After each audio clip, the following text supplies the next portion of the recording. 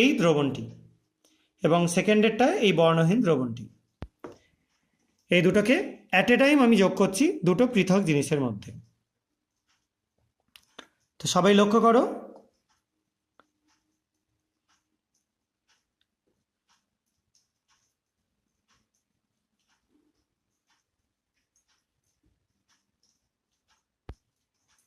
আশা করা যায় দেখতে পাচ্ছ একটা দারুণ সুন্দর কালারেশন তৈরি হচ্ছে।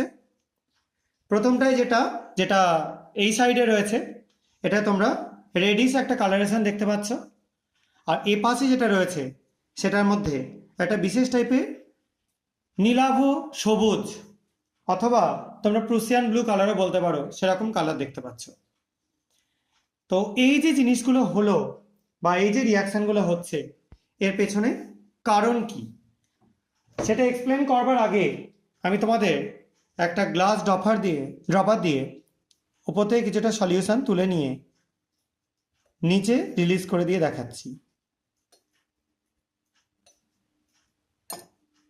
দেখো কালারটা আস্তে আস্তে ছড়িয়ে যাচ্ছে, ঠিক আছে, এবং পুরো সলিউশনটার কালার সেই পদার্থটার কালারে হয়ে গেল।